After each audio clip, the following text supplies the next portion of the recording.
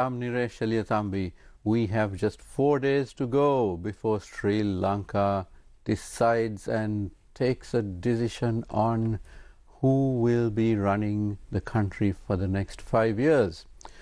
Now, the big questions which people are asking each other these days is, who are you going to vote for? Whom do you think will win?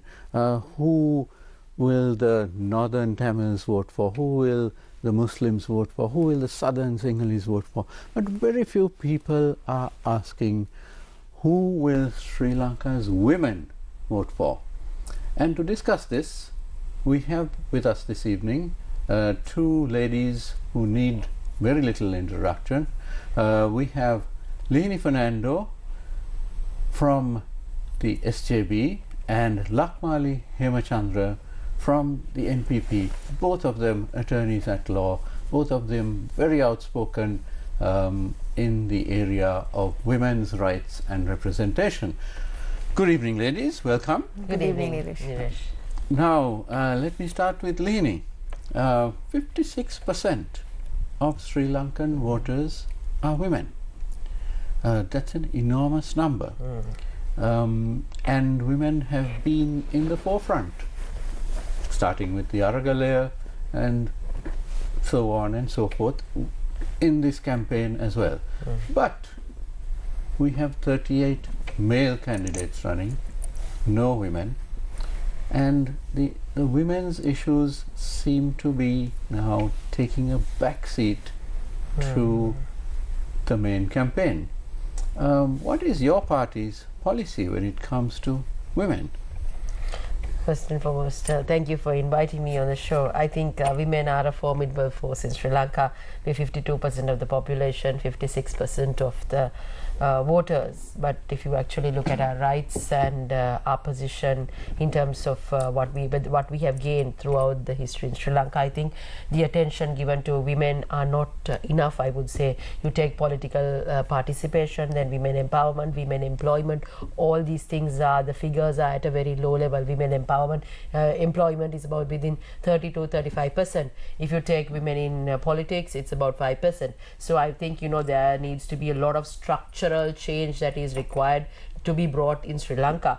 But you know, as you mentioned, yes, there is no woman running for president, but I don't see just because you are a woman you need to run. That is not the point. But you know, leave the presidential fact out. Like you take the parliament, you take the representation, there is a clear issue in this country. And also women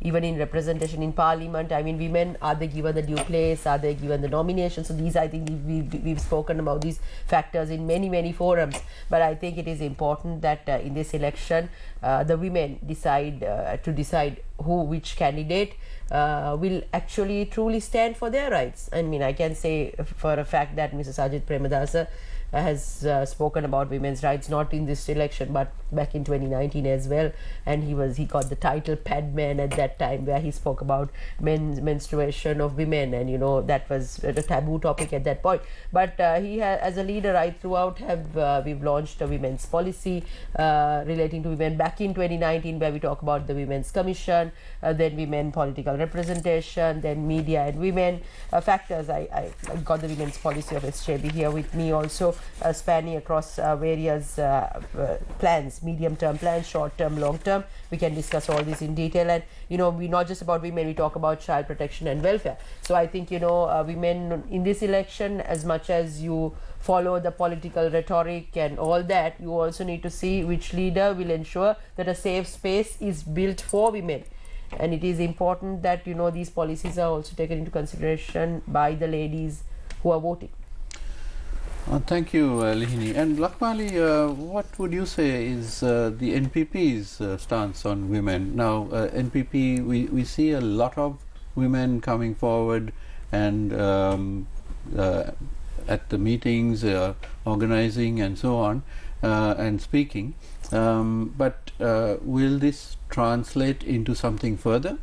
Yeah, I mean, NPP, as I've always said, has one of its main political campaigns. One of the main political campaigns that NPP has been doing for the past few months is women, campaigning for women and getting women to the forefront of politics. And I think it has paid off. So when you look at even the presidential rallies these days, so we have been having rallies all across the country, but in almost all of those rallies we always have a woman speaker, even though the presidential candidate is Kumar Zanayaka and he's a man, but there are women always on the stage, and not just women from all kinds of backgrounds, women from all kinds of ethnic identities, religious identities. So we have been able to create a platform where women can be represented and can be visible and also can be heard. So I think that's one of the major wins for NPP, and I think for the country as well, not just for the NPP. And if you look at the policies of NPP, we have stressed that political representation of women, even in the NPP manifesto, that's one of the main ideas that's put forward to in the manifesto, that women should be represented politically, that political representation will be strengthened. And we have said that gradually it should increase to that there will be legal reforms and all sorts of reforms to increase it into 50% in political representation at least. So like I said, we have built a campaign based on women, and we have put women at the forefront, and we have also created policies that specifically talks about political representation of women. And there are all sorts of other you said that women's issues have taken a back seat. That's true. At the national political level, when you look at the media, you don't often see women being talked about. But when you look at the ground level organizing that NPP is doing, and even the speech of the main candidate, Kumar Zanayaka, you can see there are portions that's directly addressing women's issues. And I think that's important. Even though we don't have a woman candidate in this election, I think the presence of women is very much felt. And I hope that will go forward, and like you said, that in future elections we will have a woman candidate. Now, Lakmali, you mentioned that the goal is to have parity, 50%. Yeah. But is there a time plan for this? Because it's one thing to wish for something. That's your wish list. We wish that we could have 50% of women in parliament and so on.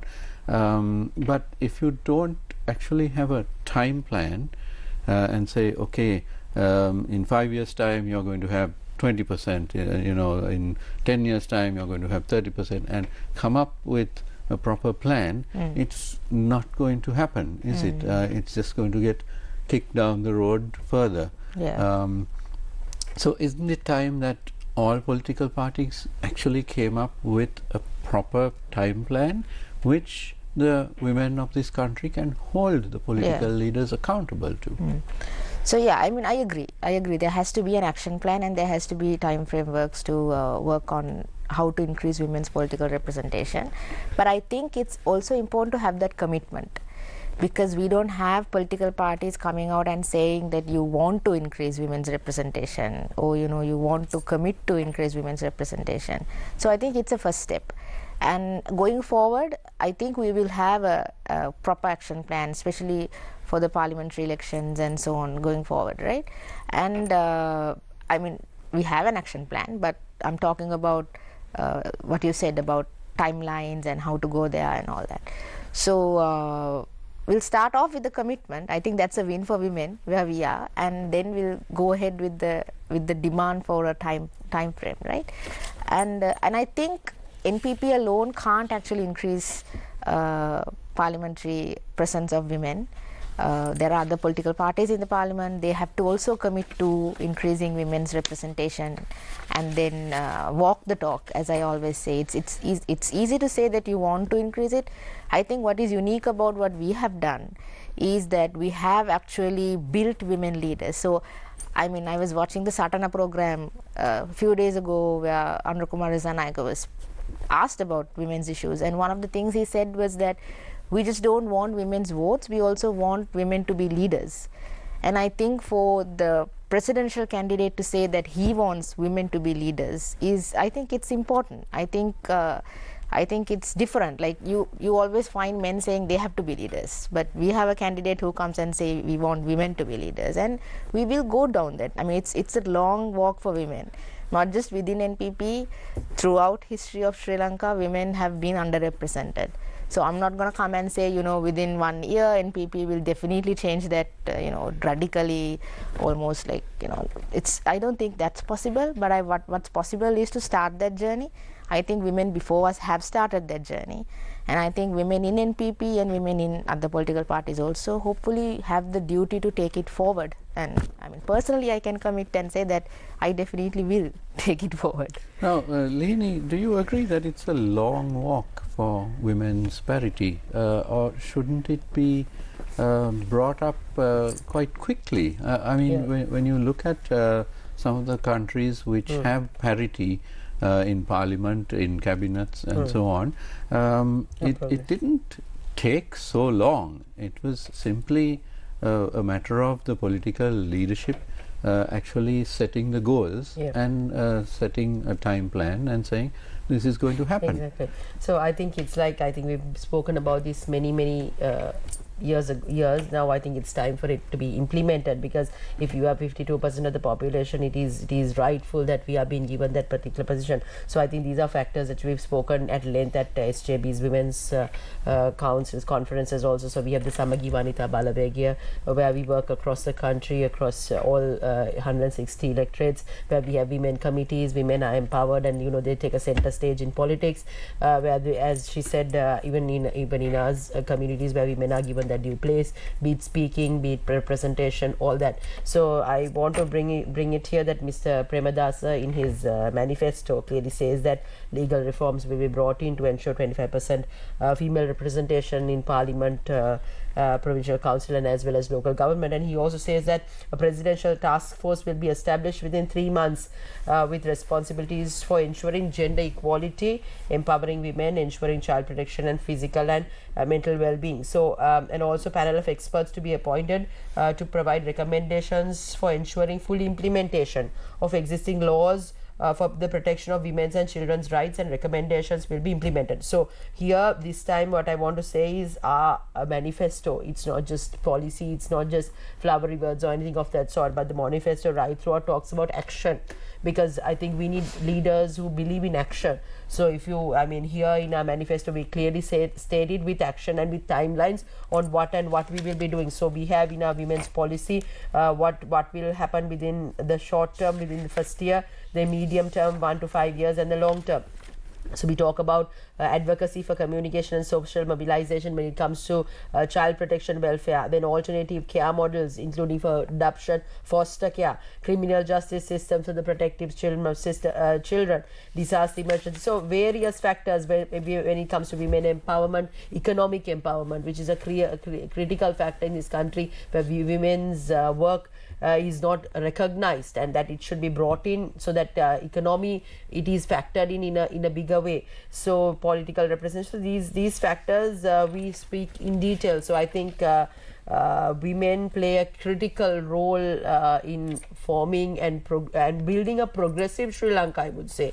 It is no longer where you should have women just for the sake of having women. Even in politics, it's not just, that they should not be just flower pots kept in a side to show, look, we have women. But, they must be given that due place, because they represent a certain class of society, and the value that they bring in. I mean, if you take an issue, how women look at it from a holistic perspective, so that contributes to building a progressive Sri Lanka. So SJB is clear that women will be a part of an SJB government, and also in key positions in making decisions in Sri Lanka, so that we build this progressive country. So that is we clearly say our vision is to create Sri Lanka where every woman and child is empowered, protected and valued, ensuring their rights, dignity and opportunity are upheld in an inclusive and equitable society, thereby contributing to the overall prosperity and harmony of the country. So that is the overall vision of SJB, which the leader is committed to driving. Lakmali, now we see that out of the 3 members of parliament from the NPP, one is a lady, Dr. Harini. But when it comes to the cabinet, if the NPP forms a cabinet after the next general election, the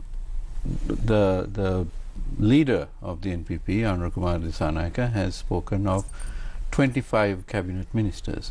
Now, how many would you like to see as women? Because there is in Sri Lanka we have this danger of tokenism. Yes. We speak of Mrs. Bandaranaike, and very proudly, the first female Prime Minister in the world, but at the same time we have a cabinet which doesn't have a single lady in it, and we ignore that. Yeah. So, so this tokenism is something which Sri Lankan society is guilty of. So, in your view, out of 25, how many should be women? I mean, in my view, out of 25, we should have parity, 50%, yeah. 12 or 13, yeah. Yes. But then, you know, we have to be realistic also, I feel. And I wouldn't think that Harini Amarasuriya being in the parliament is tokenism, because she has actually enriched the political discussion of the country, and she has contributed to, especially for NPP, and I think for women generally. I mean, women rarely find political leaders that they are inspired with, right? But I think Harini is one of those people who can actually bring more women into politics, just because her presence actually shows that women can not just, like Lihini was saying, it's not just being ornamental, but it's also being, you know, actually vocal, bringing your own ideas into politics, reshaping political programs and political projects. So I think Harini has shown that, and that's important. So I wouldn't say that it's tokenism. And even, I mean, I can't really say how many cabinet members are going to be women at this point, but I really hope it's more than one woman. And I feel like, you know, we don't have to be, I mean, I can come and say, you know, we are going to make it 50%, but then if it's not possible at this point, it's not possible, right? But what's important is that it doesn't stay impossible forever. So that is why in the NPP manifesto we also have certain provisioning for women's political education, because one of the things that women have been trained to accept over the years is that they are not suitable for political roles. So they are not trained into politics the way that men are trained into politics. So it's important that women learn the skills that that should be there when you are a woman and when you are in a political role, right? But does it take a lot of training? Because no, it doesn't. It definitely doesn't. Look at, if you want to go back to Mrs. Bandaranaike or President Chandrika, they stepped in with very little formal training, and Dr. Harini again didn't. She wasn't a career politician. She's an academic, and she stepped in, and as you say, but we are also looking at. We don't want just one woman to step up. Right. We also want more women to feel comfortable into getting, you know, becoming political and joining the political, like joining politics, becoming politicians, becoming party. So that I feel requires structural changes, right? It's not just, you can't just ask one woman to carry the burden of, you know, all women's representation issues. So for that you need actually funding, you need to allocate funding, you need to make sure that women are trained into politics at the school level, at the university level, that women are empowered to think of politics as a role that they can play. So that's something that NPP has really thought about, that it's not just asking women to step up, it's also the state stepping in and telling women that, you know, we are going to help you to become more represented, to be heard. So I feel that's what I said. It's not that it's going to be a really long journey, but with the right steps, you can actually make it happen. And hopefully, I mean, when I say hopefully, I'm also committing to it, right? I'm also saying that I will definitely, as somebody who's representing NPP, work towards that. And I think NPP women have done a lot of work on that. So even in the future, that work will continue. We have delivered on getting women's representation to the stage. We have delivered on getting women's representation at national political level. And I think the next step is to get more women represented in numbers in politics, and I think we're moving in the right direction.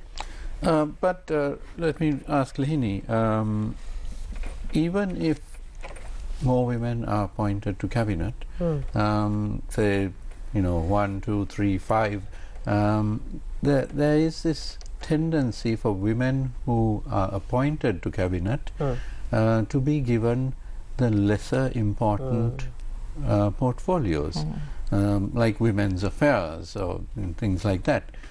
You don't ever hear of in a discussion who's going to be the next finance minister, who's going to be the next justice minister, foreign affairs minister. It seems that even if there are women who are going to be in cabinet, their names are not in the running for the major posts, including the importance of it and the major budgets as well. Yeah. So I think it's not just about women per se, it's about meritocracy. I think we as a society lacks meritocracy when it comes to how the cabinet portfolios and ministries are assigned. It doesn't have to be you are a man and you are a woman. It's not about segregating like that, but see, if a woman, if she's a good economist and if she has the relevant knowledge, she should be given that particular ministry. I think it is time, we do not bring these biases into governance. I mean, the thing is, our conventional political structures and systems in this country have been such that a women's ministry is always given to a woman, and then health ministry are women. But why not transportation ministry to be given to a woman? Does it mean that she's not capable? So I think we need to migrate from that thinking, and we need to bring in that meritocracy. So I think it all boils down to the leader. So I mean, how the leader believes in the individuals that are with him. So I can clearly say this time in the presidential election, and also in going forward with the general election, we have put out our team, which is, I would say, the most experienced and the most formidable team available in politics today. I know people can have different critics, analysis and different judgments about the team, but then at the end of the day, what people also must understand, right after the presidential election, a general election will come. So it is not just only about the leader, then what he is to follow. So I mean, this presidential election will also then determine the general election. So who you bring into parliament is also important. The individuals you bring to parliament are also important. Who is going to be your finance minister? Who is going to be running the Ministry of Planning and Development? All that. So the experienced team. So what I want to say is this: being academic is good, but when you have been in politics for a certain number of years, there is a level of experience that you bring in, because we have to deal with the bureaucracy, the bureaucrats, the government administration. So, and we are right now in a precarious economic situation in this country. So you need people with experience to take this thing out of this debacle that we are in. So the experience, the team, all that matters. So yes, and in this structure, women also must come in. Women must be given that due place, and so that we bring in that holistic perspective to governance. So I think SJB has fled in that team, and I think throughout the campaign we've shown that where in our team we have included many women who are representing us as well. Lakmali, speak to us about the racial breakdown when it comes to women in politics. In the sense, is there a difference in the women's movement among the Sinhalese versus the Muslims, the Tamils, the plantation community, and so on? I think there is. I think that, I mean, we've been living in a divided country. It's still a divided country. There's a lot of divisive politics that is being played into everything, right? So I feel that, I mean, we should not forget that 5 years ago, the main election campaign of one of the main candidates who eventually became the president, Gotabaya Rajapaksa, was run against ethnic minorities of the country. And I think women were especially targeted in that campaign, the way women wear their traditional clothing was criticized. It almost became one of the campaign slogans that the burqa ban was discussed, and women who were dressed in a certain type was marginalized and targeted and stigmatized. So one of the main, I think one of what is refreshing about, personally for me, being in the NPP campaign, is that all those stigmas are being broken right now, right? So I mean, I feel extremely happy, extremely validated when I see women who are, you know, in their traditional clothing, whichever the ethnic minority or ethnic community that you belong to, when they can get on the stage and speak. So we have had that on our stages, right? And in different languages also. So you have speakers in Tamil, you have speakers in English, you have speakers in Sinhala, so everybody is represented on the stage. But it's not easy as that, of course. I think the divisions are not that surface level, so the solutions also have to be deeper. And especially the women's movement has to, I mean, this is because we have been living in a country that has been divided for so long. I think every movement, whether it's the women's movement, the workers' movement, you know, political movement, everything is divided. And there is a problem whether we are empathetic towards the other communities and their issues, right? So, I mean, I have tried to, you know, bridge that gap. But again, it's not as easily said, done as we say it. So we have to, you know, I think we have to work more on it, to be honest, right? We have to work more towards winning other communities, especially making sure that as much as it makes me happy to see especially Muslim women being represented in our campaign, I think there is a long way to go in getting other ethnic communities to feel you know, comfortable to join the campaign. And I mean, this is just one campaign for us. I feel like this is the beginning of the transformation that we want to take, that we want to make.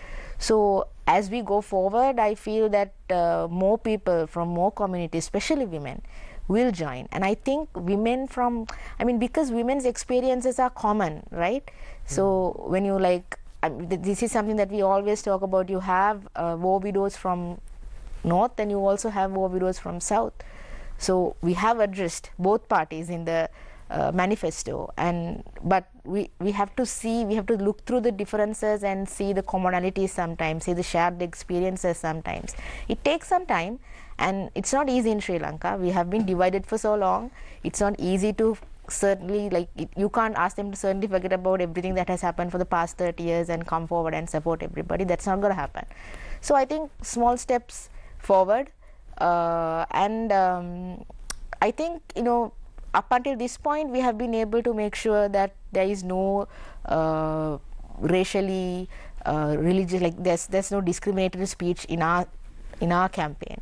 That we are not inciting racial violence. That we are not inciting, you know, religious extreme, like prejudices against certain religions. We have like specifically, very consciously made sure that it doesn't happen in our campaign. I mean, it's nice if other candidates also stuck to that, but it hasn't happened for us. But even then, we have committed to our path that we are not going to take that path.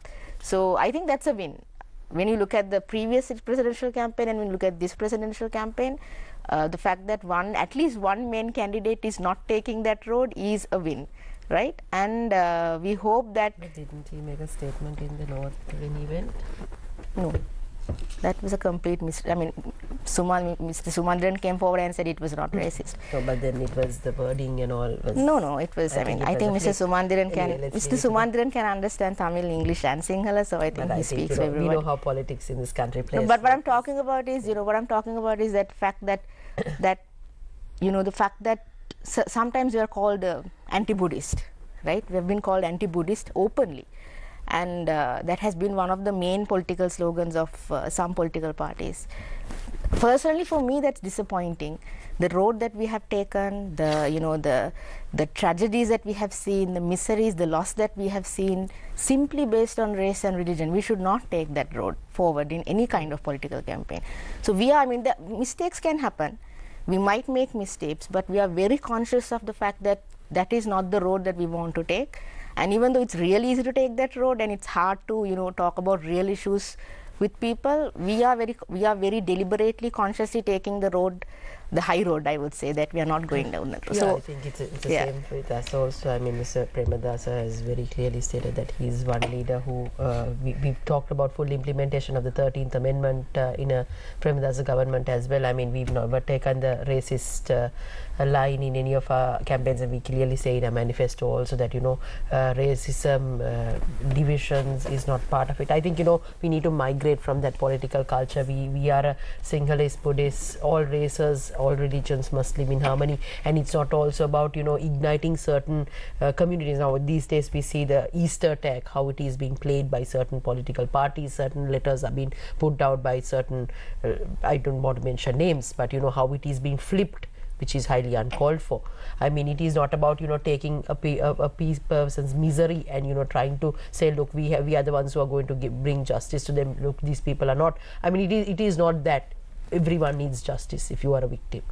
So, you know, I think we need to migrate from that. And, you know, and also I want to say this, we're talking about women. Today we see on social media, this particular election campaign, the abuse that we see on social media for women by, I don't want to mention parties, but you know that derogatory comments, you can't. It is a space of lot of misinformation, disinformation, and also derogatory comments and harsh words, and I mean promoting hate, I would say. We see a lot of hate coming in this campaign. So I at the end of this presidential election, we all must remember Sri Lanka must go on. A leader will be elected, but we should not, you know, our values, what we believe in, should not be brought down by any particular party for their personal gain. Excellent thoughts from both of you.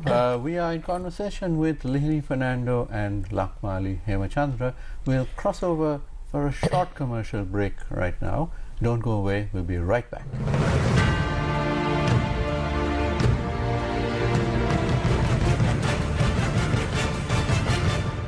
A trusted place for your fixed deposit. Valuable FD, a symbol of stability.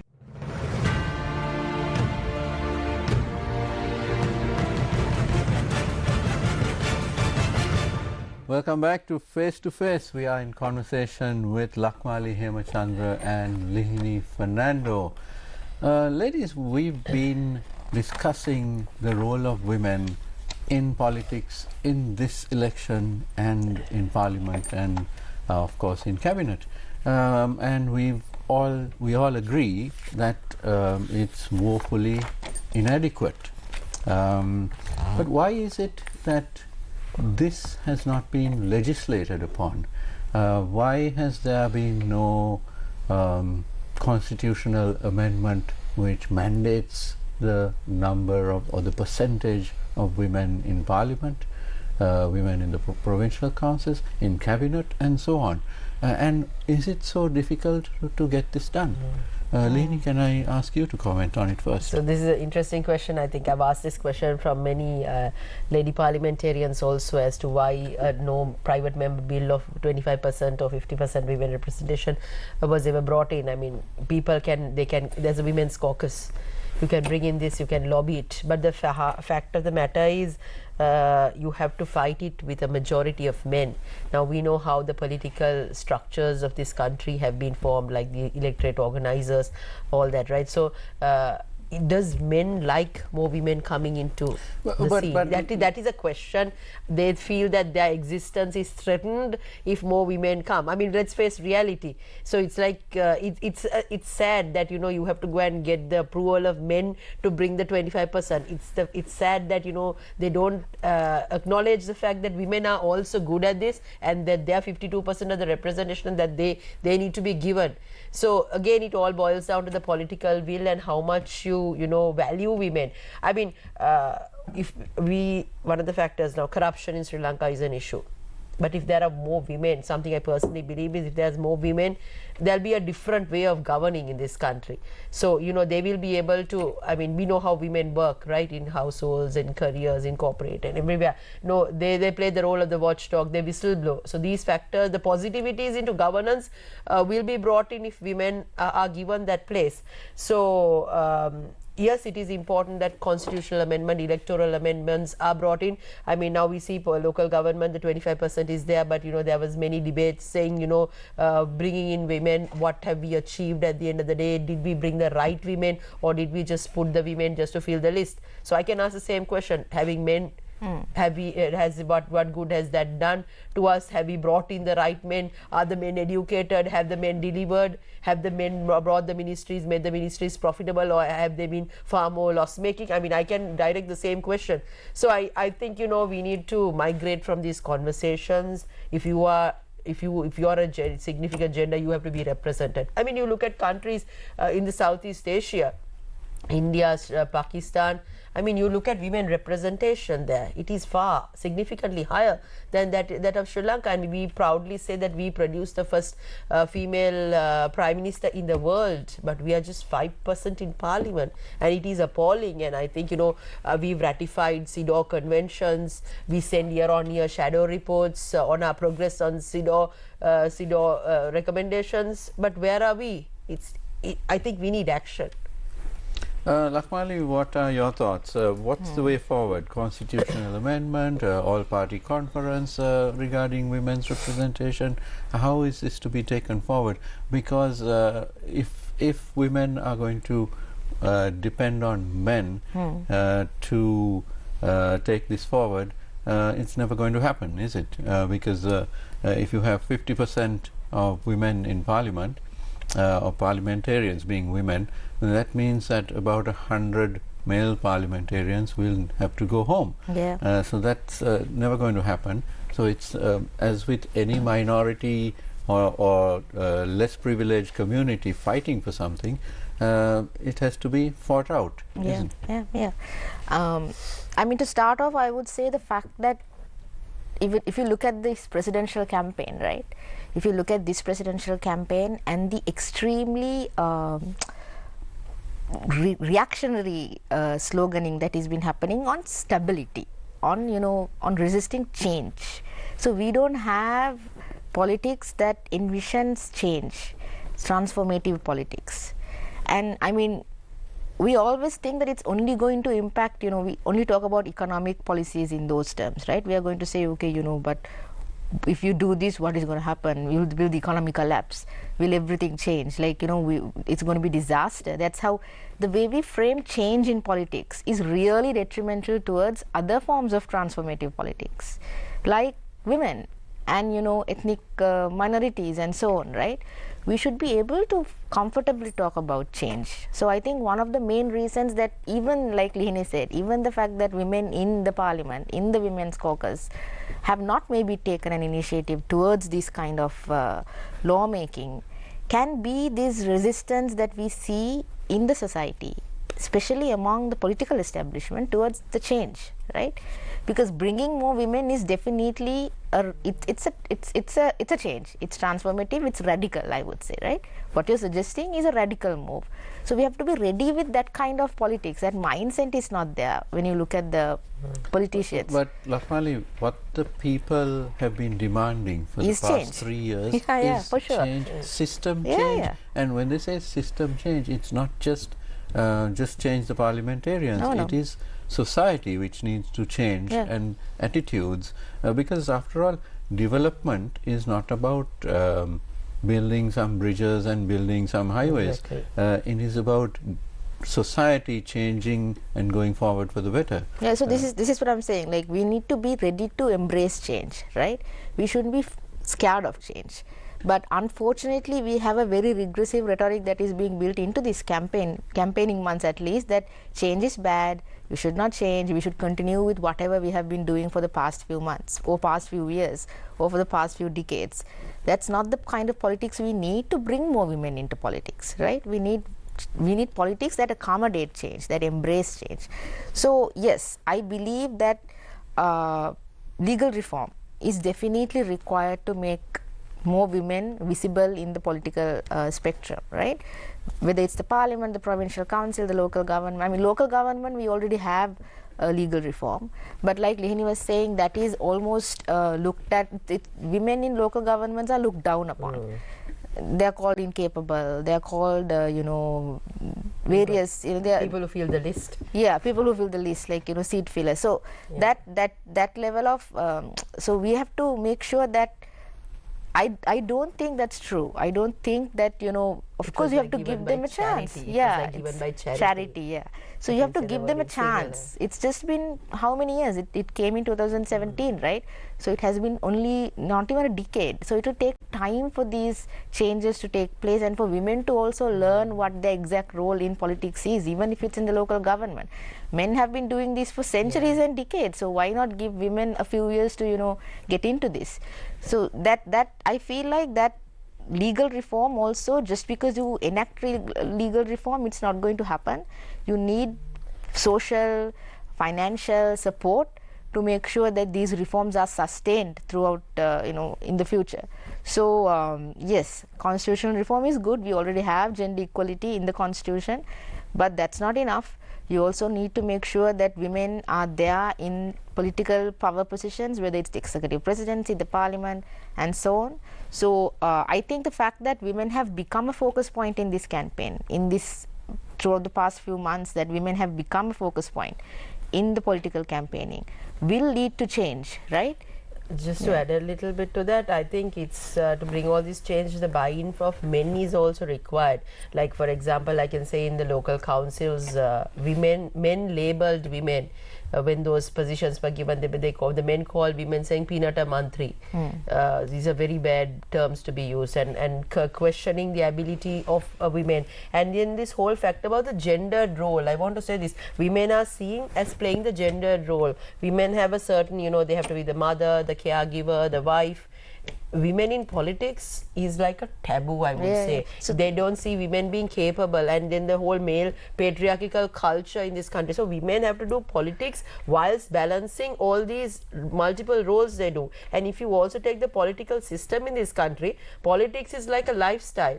It doesn't support the woman to get into politics and do that role as well, because she has to do all these gendered roles that are assigned to her. And sorry, the men are, in our culture is such that it is very rare that men are willing to share that and, you know, allow a woman to do politics. I mean, my case, it's a rare example, it's an exception. But I know very many women who, you know, have that issue, because you have to be there for your children. But, you know, these are also the structural issues, the societal aspects, the perceptions does also play in this present situation of lesser representation of women. So I think, you know, the fact that we don't have proper daycare facilities, unregulated preschools, which we've also addressed in our manifestos, how the daycares and all have to be regulated. So things like that, I mean, then women can, you know, safely keep their children, ensure that there's some their systems and everything are taken care of. So these are the society, the government also must support and assist the woman to perform these roles, and the change in attitude, the change in male thinking is also important. And I want to say this, women representation in politics must be spoken with men, not also just with women, because women will always say we need, but you need more men understanding and the buy-in of men. And we see in parliament also, it's only a very few men who will talk about this. I think, you know, the conversation needs to be expanded. Yeah. But this is why I mentioned that perhaps an all-party conference on this would highlight the issue, because I feel that yes, the current political parties are discussing women's representation a lot more this year, but it still isn't enough. I think what we need is a strong women's movement, I feel, right? So yes, political parties are one of them, part of them, but we also need a stronger women's movement that is throughout the society, like separate from political parties.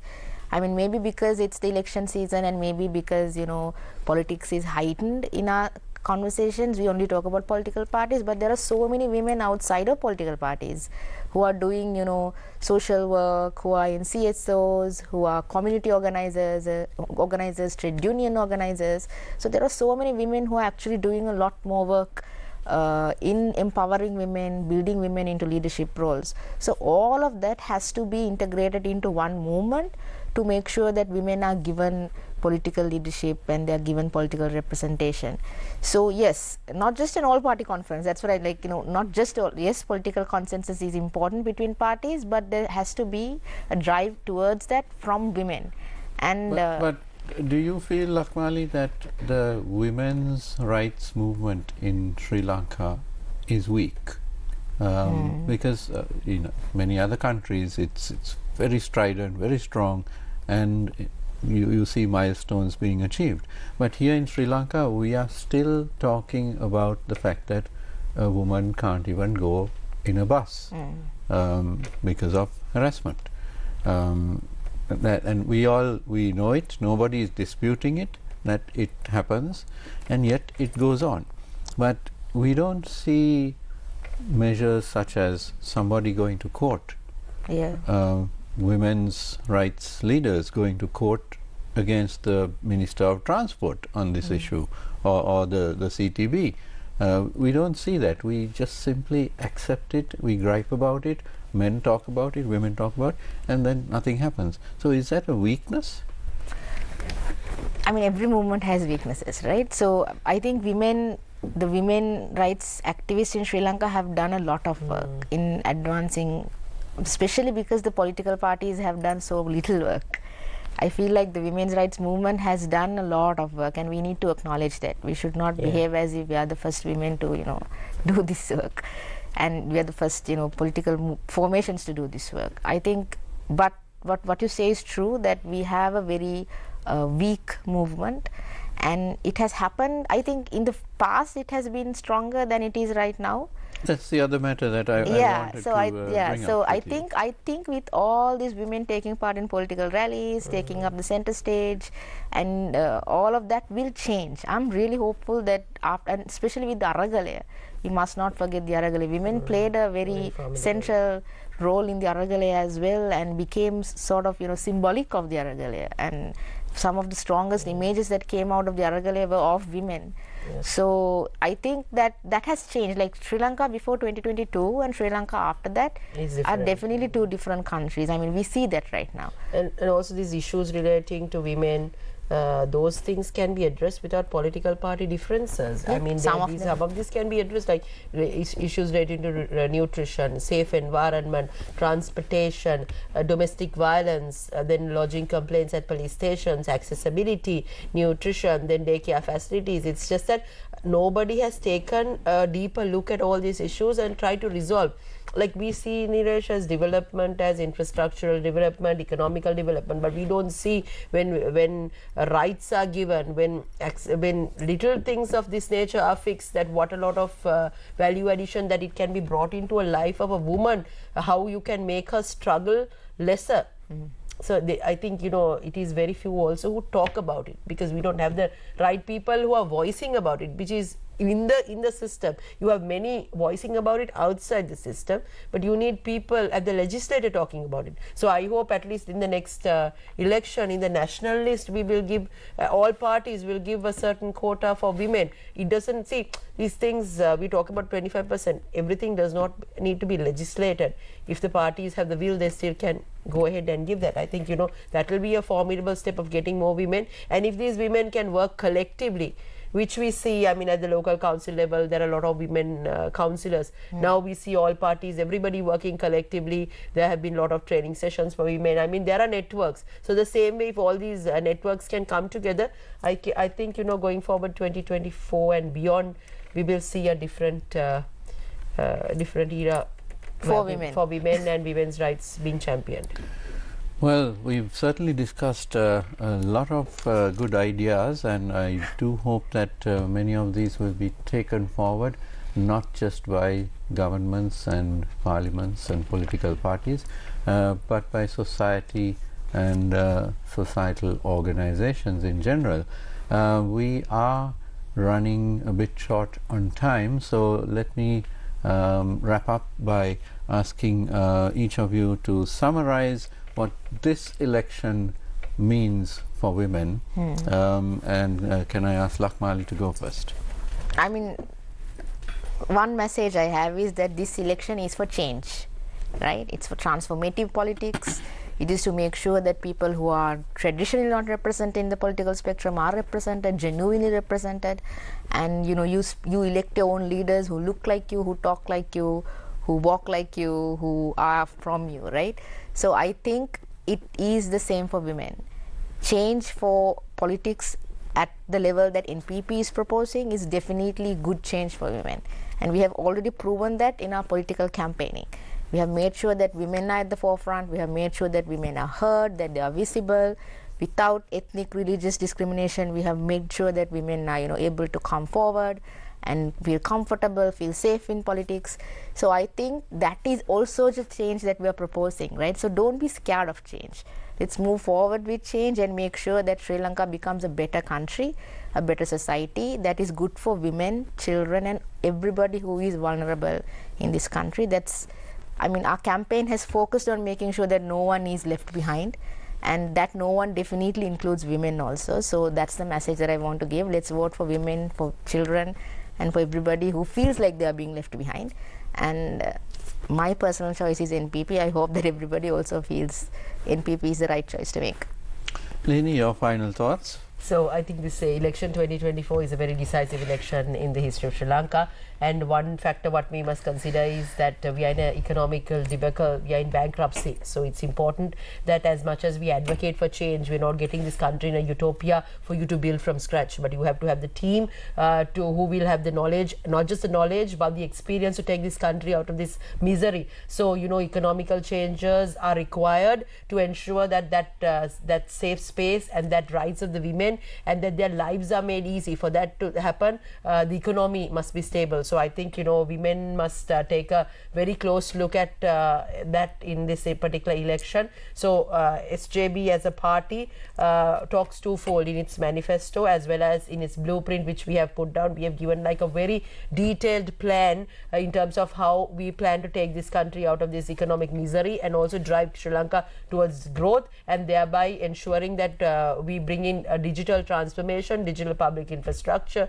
systems, processes, procedures, to ensure that we build a country with transparency and accountability, and make sure that the corrupt that we take action against the people who are corrupt, and also bringing that clean governance, which is one of the key primary factors of SJB, and thereby we also talk about education, health, rights of women, rights of children, not just policies but action plans. It is directed to action with timelines on what we will be implementing, including legal reforms as well. So I urge the women in this country to look at not just the leader but the team behind the leader as well as the plan. And I think in this particular election, Sphira, out of all candidates, SJB has been the party who has been able to field all these three fields in a very effective way. So I hope the people of this country, as much as they embrace change, I want to very specifically say that this is not an election where you give a protest vote, or where you go out there and express your anger against the administration. And we must understand the political rhetoric that has been marketed, whether that rhetoric is the right rhetoric or it's just the rhetoric to ignite people's anger. Anger is not the way to go. We need a leader who will bring peace to this nation, and I want to say that Mr. Sajid Premadasa is the leader, and he is the only leader that has the team and the plan that can drive this country in the right direction. And I hope the women, the 56% of this country, will make the right choice at the next election. Well, next Sunday, the 22nd, we will know how our people have voted and how our women have voted, and it will become crystal clear what our women voters wanted and what they chose to vote for, whom they chose to vote for. Thank you very much to Lihini Fernando, Attorney at Law representing the SJB, and Lakmali Hemachandra, Attorney at Law representing the NPP. Good to have you all both on the show once again. Thanks. And I'm sure we will have you again on the show in a few weeks' time, because we're in any case likely to run straight into another election and then perhaps another one. And even if we don't, we will certainly be inviting both of you back to discuss the various social issues. Thank you. So thank you very much to you at home, our valuable audience, for watching us. And don't go away, the news is coming up next. Have a good evening.